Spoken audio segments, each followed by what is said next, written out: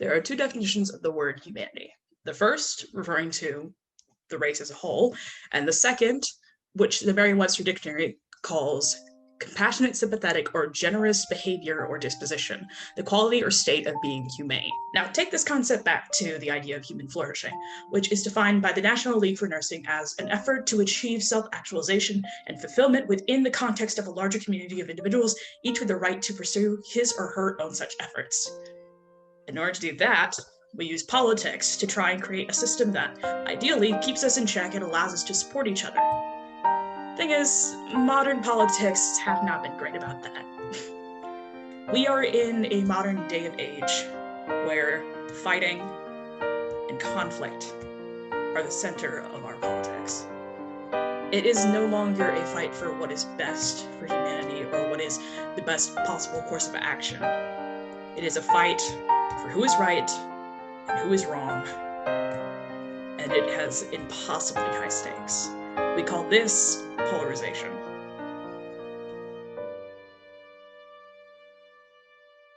First up, we have Chellam Antony. Thank you, Milo.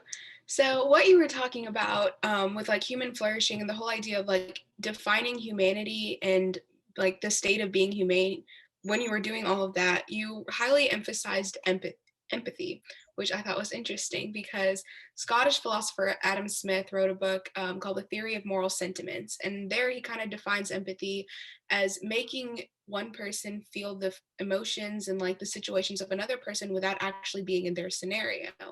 So we think about like how humans have the ability to empathize and sympathize with the dead, even though we've never really been dead. Like we've been close to feeling like it, but like we've never actually been there. And it's this whole idea that we as humans innately want to connect with one another. It's in our DNA to sympathize with one another. But Adam Smith also kind of talks about how we have our perception of imagination is much greater than our perception of senses. Our mind is more powerful than what is actually going on, which is this whole idea of like mind over matter. Like we just kind of underestimate how powerful our brain processes are. This is like kind of a tangent, but it connects. So when I say the word dog, what comes to your mind? Oh God, a Labrador, a brown Labrador Retriever with big eyes. Okay, so with psychology, they're pretty much saying that what you just described is your prototype for a dog. So theoretically, all the dogs that you see are kind of taken back to this baseline prototype of a dog that you just described, and you compare every other dog to this prototype. That's kind of interesting because I have a dog and my dog is not a Labrador. She's a Chihuahua. Well, it's fitting that you didn't say Chihuahua because Chihuahuas are actually rats and they're disgusting. So yeah, I'm glad you didn't say that. It would have completely thrown me off. But yeah, like this whole idea of what we perceive in the past forms our prototypes, which then form stereotypes for everything that we see. And like, for example, if you were the only college student I had ever met in my entire life, like I'd never met Lauren, Norman, Ashley, or like any other college kid, then you, Milo, would serve as my prototype for all college students. And every college student that I would see in the future or from that moment on would be compared to this prototype that my brain has created of you. So this all goes to saying that humans don't like change. Like we find what we are comfortable with and we stick to it. Like, have you ever, back when classes were actually in person, like you've been sitting in the same seat for months on end, or like for a few units in the class or whatever, and the teacher's like, all right, seating chart, or like, okay, everyone choose a different seat. And like you're sitting on the opposite side of the room and everything seems so weird. Like it's not that big of a change. It literally affects absolutely nothing, but you still feel like uneasy, the sense of discomfort, right? Yeah. And like if we think back to earlier this year in March, the government told us to stay inside for a few weeks, and people had literal fist fights over toilet paper just because like, well, given that was a huge change in our life, but we don't like change. Once we find comfort in something, we want to stick to what we know, which is why like we tend to assimilate to groups of people that are similar to us. Like in high school or college for that matter, just like in life, our friend groups are people that we have a lot of things in common with, like with our families in that matter. And like even on a bigger scale, you tend to kind of identify with your country because there's a lot of things that people can relate to with that. because our brains don't like change. But on that smaller scale of things, like we see people who don't necessarily agree with like the things that our friend group does, or like, what kind of music do you listen to, for example? Oh God, I listen to indie music because I'm a nerd. Okay, so if someone were to come up to you and say indie music is awful, it's terrible, I don't understand why people listen to it, obviously you'd feel a little bit offended by that, right? You start to get defensive, be like, oh well, no, this artist has really good music and like, they really write from the soul, and like you would obviously start to defend what you think is right, because our brain wants to think that everything that we believe, we do, everything that we say is right. And any other opinion that comes our way, we tend to ostracize them, and we essentially build up barriers against one another, which brings us to this idea of polarization, which is kind of like what we're going to discuss about today. We want to empathize with one another, we want to connect with other people, but when our brain builds these barriers with one another because someone has different opinions or thoughts, or they act a certain way, we just kind of tend to shut down because we don't like change. We kind of want to like take out whatever ideas of empathy that we have and just shut ourselves off. Like just like how people say they're innocent until proven guilty, our brain likes to think that we are right until proven wrong. Thank you, Chellam, for that. Next, we have Norman to talk about the concept of polarization through a more scientific lens. Well, thank you very much. And yeah, and I really appreciate what Chellam has said about the matter. And I think that it's very important and almost fundamentally tied to science and technology. So if you think about, let's say, Gandhi, Mahatma Gandhi prophetically once said that economic progress is adverse to moral progress. And he described how wealthy people did not become more moral as they gained more wealth. Rather, they became less moral in order to gain more wealth.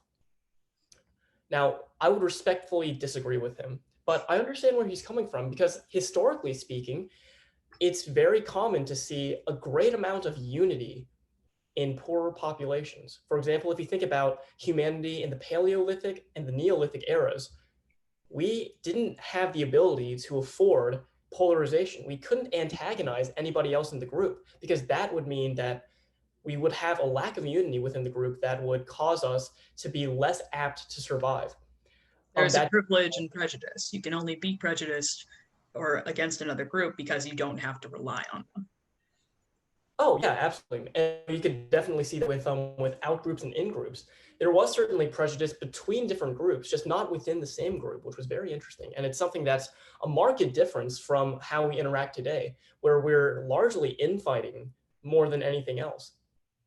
And if you think about like the invention of agriculture, this was probably one of the biggest innovations in human history. It gave us the ability to transcend our natural beginnings and kind of take control over nature for the first time. That being said, once we had land, we were afraid to lose that land. And that was the beginning of antagonizing other people. That gave us the option to polarize. Now, that's not to say that science and technology is bad, but it gives us the control to be as close together or as far apart as we can be.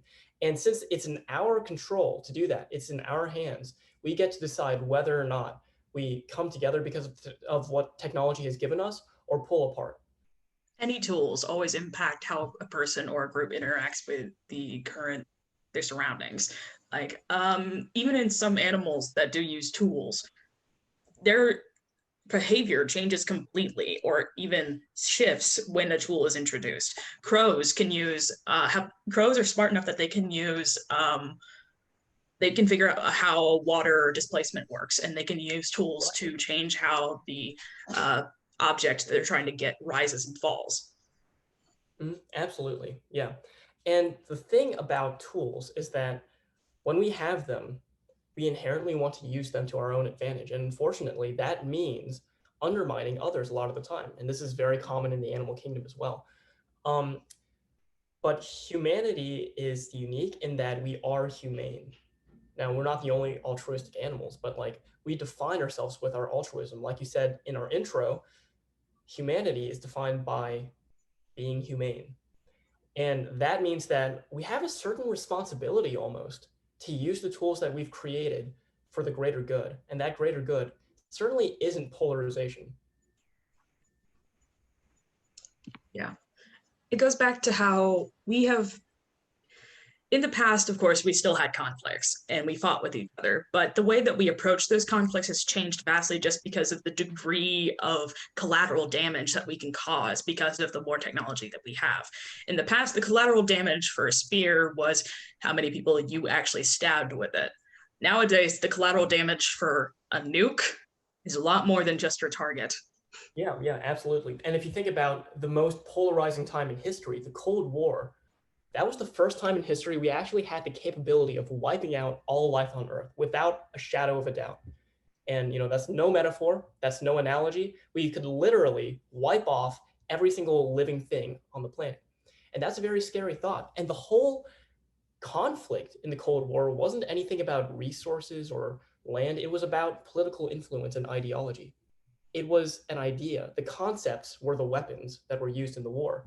And I think that that is a perfect demonstration of why polarization, especially right now, is deeply, deeply toxic to the political environment of the world. If it goes too far, eventually the entire world is split between taking sides, and that is what led to the Cold War. That's what led to the amount of opposition that we saw with certain political influences. So I think that it's vital that we make sure that we cooperate with one another and build an environment in which we can all sustain our livelihoods. I think it's interesting that you said that because I think that's what makes polarization like in the modern age so different from polarization in the past is that we've started to like strip the other side of all sense of their humanity, which in turn strips us of our humanity ourselves because we lose the ability to like empathize and sympathize with one another. And since we're making it so much more personal while like taking out the actual people out of the equation, just kind of seeing it as different sides is what kind of makes things so scary now. And that's what makes polarization like our biggest obstacle to ever achieve human flourishing. Well, that goes with both of what you're saying, with Norman's thing about in-groups and out-groups and your things about how humans tend to like pick a group or rely on a group for support. There is a degree of protectiveness that comes about when you've got a group or an in-group or an out-group. And if you perceive something as a threat, it doesn't necessarily matter if it was a true threat or just a perceived one. You're going to jump to your group's defense. For sure. All right. Thank you, Norman and Chellam, for that. Thank you. Humanity is a strange and versatile beast. It is neither stagnant nor dynamic. Yes, we change, and we have changed over thousands of years. New languages have arisen, empires have fallen, cultures have lived and died by the blade of those around them, but humanity remains bound to their nature. We are, at our core, animals, and as such, we cannot escape the shackles of our own nature. Even today, things as simple and old as our senses of self-preservation leave scars on our actions. Technology has only given us a larger weapon to use to our advantages. Ashley, how are you doing today? I'm good. How are you? I'm pretty good too. That's good to hear. How's America doing today? It is not looking too good. Honestly, a little concerning. When you look at the political climate of America today, it does get a little scary. For the past few years, specifically, Americans have grown increasingly divided, and this can be attributed to many different things, whether it be social issues or even just political issues. Coronavirus has also been a big spark in division, and then also feelings on the 45th president. And this is due to the fact that our two political parties have become so polarized that they are now unable to see eye to eye and like try and strive for a common goal. We, instead of working together, we only demonize the other side and say, well, the Republicans are out to, they're corrupt and they're out to take away our democracy. Or you look at the Democrats and they're like, oh, they want to take away all our money and become socialists, whatever. So basically, like, our two political parties have just become a point where it's incapable for them to work together. And when you think about like how it is today, you would assume that it's been like this forever because we've always had a two-party system. But when you look at even just a decade ago when John McCain and Barack Obama were running against each other, they treated each other with basic respect. I can't trust Obama. I have read about him, and he's an Arab. He is not, no? No, ma'am. He's a decent family man, citizen that I just happen to have disagreements with on fundamental issues, and that's what this campaign is all about. He's not. Thank you. Thank you. What is something you noticed when you watched that video? Oh, that McCain didn't make the situation worse. Yeah, he treated Obama with basic manners and decency, and it's something that we haven't seen in years. Nowadays, most politicians lack the common courtesy to treat each other with just basic respect. And this behavior that is demonstrated by the leader of our countries, whether it be our president, our senators, our representatives, or just anyone that has a platform and the power to speak out, when you see them acting like that, it kind of enables and skews everyone else's behavior into thinking that that's an acceptable way to act. So the two political parties are so polarized to the point where like it's unable for us to have a discussion. Like we can never see and like sit down and talk. We're always constantly at each other's throats trying to prove that we're right and they're wrong, or we're smart and they're stupid. And this mindset has not only hurt individuals, but just our country as a whole. There's been a lot of recent events that have caused polarization in America to become bigger, but the Black Lives Matter movement has also been a big spark for debate. And even though these injustices have been happening for centuries, it's just been now shown through video and social media how African Americans are treated by the police. And while this movement is based on basic human rights, there's a lot of people out there that disagree with what they're standing for and think that it's not a big issue, or condemning the protesters for their actions, whether it be rioting or looting or whatever. And a lot of these white Americans don't see the issue. Like a common term thrown around is white privilege, and Google defines this term as inherent advantages possessed by a white person on the basis of their race in a society characterized by racial inequality and justice. So white people see an African American getting a job over them or college acceptance, and they get mad and offended because even though they do have white privilege, they feel like they don't, because they came from nothing and they had to build up their success. Like they feel like nothing was handed to them. And when they see the African Americans getting something based on injustices they've never done themselves, it builds up resentment. A lot of modern hot button issues rely on this idea and this like contrast between personal experience and the larger picture. And not to name names or anything, but the big conflict that's going on between the two main political parties in America, the Democrats and the Republicans, relies on this idea of one group focusing very much on the big picture or the big groups or people as a whole who are hurt, whilst the other side is focusing a lot more on personal issues and how they are personally affected by certain things, and things that might be good for the whole are not always good for the individual. Yeah, exactly. A lot of people have this mindset, well, if it's not happening to me or it's not affecting me, it doesn't matter, like out of sight, out of mind. But like Barack Obama said in his A More Perfect Union speech, in order for us to create a more perfect union, white communities have to recognize and acknowledge and attempt to empathize with the Black community for their mistreatment and injustices that they still face in America. And our lack of empathy really just has established an every man for himself mindset, which has kind of ruined the morality of our country and divided us even further. And when you look at how this election has divided us, you hear a lot of stories about parents or family members or even friends that kind of end things just because they disagree on a certain policy. Like I was scrolling through Twitter and I saw a headline about how this election is dividing Americans.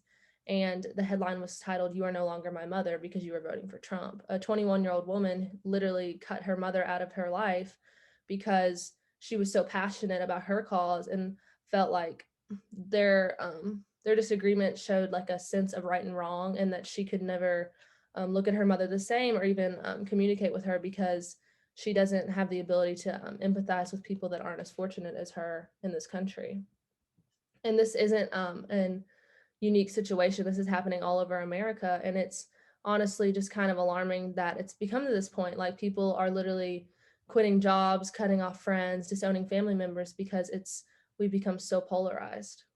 And while I see the frustration that people have towards their loved ones, it only just goes to show how this how politics have affected America as a whole. And polarization has really led to a decline in unity and compassion and empathy and respect for each other. And it's hard to thrive and flourish in a country that people are literally saying they're going to leave if a certain person wins. So yeah, it's just very alarming, and the polarization has definitely caused many issues over the past decade. Thank you, Ashley. The thing is about this, that a lot of modern issues and a lot of the modern political climate is also influenced by the types of media that is consumed by the larger population. That includes social media, but it's not limited to it. A lot of modern movies or TV shows or whatever rely on this concept of rebellion, or on this concept, this idea of there is a larger injustice that needs to be fixed. But the thing is, in these issues, usually the injustice is very black and white, and the people on both sides, it's clear to see who's the good guy, who's the bad guy, or if it's not clear, there is a third compromise somehow. And the thing is, with modern and with common issues, that's not always the case. Lauren? Yeah, oh, sorry. You're fine. How would you say that social media has influenced the current political climate? So yeah, I think that definitely social media has influenced the current political climate, because right now in our society, we are constantly being bombarded with all these different ideas and beliefs, to the extent that it has become incredibly polarizing in our culture. And I think social media is definitely one of the biggest contributors to this polarization in our country, especially sites such as Instagram, Facebook, Twitter, TikTok. These are all platforms that people use to kind of make their voices heard, to express their own beliefs. And people also use them as news sources. And so these sites really, they allow people to express their ideas without the barriers of being in person, which I think is what makes it one of the rawest forms of expression that we have available to us today. And so I think one of the biggest reasons that social media has contributed so largely to this polarization is due to the rhetoric that people use to persuade people towards, one belief over another. Specifically in Aristotle's writing Rhetoric, the author talks about the 3 different modes of persuasion, which are ethos, pathos, and logos. And so just to touch on the first one, ethos, that really relies on the author's credibility. I think that's arguably one of the most relevant, because if the author is not credible, then their entire argument just falls apart. So take, for example, a lot of college students get their news from social media. So it's really important that the information they're receiving is coming from a reliable source, so that they are well informed and so that it doesn't lead to any misinformation. Well, again, credibility doesn't always necessarily mean respectability or status or anything, because sometimes a credible source can also be a primary source. And in the modern age of social media, primary sources are more readily available than ever before. Yeah, that's very true. I think during this election, there have been countless examples of, typically credible sources. Some of them have spread, I think, some misinformation, whether it's regarding voter fraud. Just as quickly as we're able to spread information on social media, it spreads so quickly, and people, it's just harder for them to fact check it. And so it's really easy for misinformation to be spread, especially now, I think. And so just to go into kind of the second type of rhetoric that is used a lot is pathos, and that really kind of relies on the emotional appeals that are used. And I think that's been used a lot during this presidential election, because right now tensions are really high during this election. It's a very divisive one. People are very much on one side or the other, and people are very quick, I think, to tear down each other's opinions if they're different from what they believe. On both sides, they're very kind of quick to say that the other side is wrong. And I really think that since we're not really willing to listen to what others are saying, it's definitely led to more division in our culture, and people have been using more pathos-oriented appeals to kind of, say if you vote for this candidate, then you're this, or if you vote for this candidate, then you're this. And I think we see that on both sides politically. And people have been ramping up the stakes of this election to an almost ridiculous degree. People calling it life and death, or even at the point where it's like we are deciding the fate of our country. And to an extent, that is true. But at the same point in time, it's 4 years. A lot can happen in 4 years, and a lot can happen after 4 years. Exactly. I think just the emotional appeals that they're making this a very personal election. And so that's really kind of, I feel like, ramped up the tension in our country right now. And so just to kind of touch on the last form of persuasion, which is logos, that's really more focused on the actual evidence. And so take, for example, here's an image of TikTok star Claudia Conway with her mother, former Trump aide Kellyanne Conway. Claudia, she really uses her platform to speak out against the Trump administration. She's advocated for the Black Lives Matter movement. And most recently, she has advocated for people to go out and exercise the right to vote. Here's just a short clip of her. It demonstrates how she is using her platform. I believe that age actually has nothing to do with the willingness to learn and educate yourself. Knowledge is power, and we all can access information pretty easily. So it's all about your willingness to learn and get involved. And so I think that the primary reason that her message has caught people's attention is the access that she's had to someone who has worked with Trump.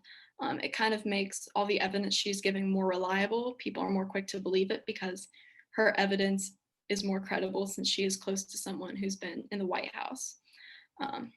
And so just another example of a TikTok account that uses their platform to spread more facts are TikTokers from Biden.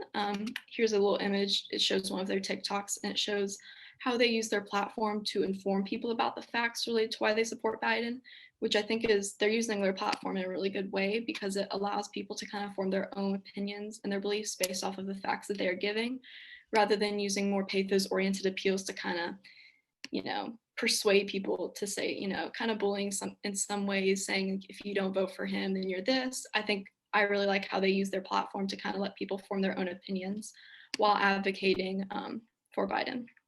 And so it's an interesting thing to think about, especially with a lot of modern news sources and this has been a thing for decades at this point, but a lot of modern news sources very much are skewed towards one opinion or the other.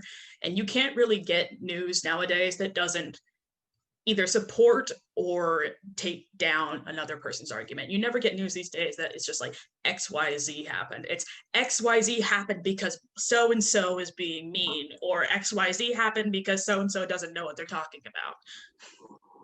Oh yeah, I think definitely a lot of the media nowadays is definitely, I think, biased maybe towards one side or the other. And I think that's also kind of what leads to more polarization because we really aren't able to kind of unify. We're very much divided, and social media definitely has contributed to that because while I think this does lead to a more well-informed society, all of this spreading information about the election, it also, I think, affects our human flourishing because, we're very divided on a lot of these issues and people are very quick to tear each other down rather than, maybe hearing each side out. And so I think that this is definitely what's led to the polarization in our country. In a time when we really need to unify, I think, we're the most divided I feel like we've ever been, just due to the fact that we're able to kind of tear each other down so quickly and we're not really willing to hear each other out anymore. Thank you, Lauren. That's all the time that we have for today. So in summary, I think the best way to end this is to say, be kind to each other. The world is the way it is right now because people have a trouble separating themselves from the majority. And the best way to do that is to just respect your fellow man.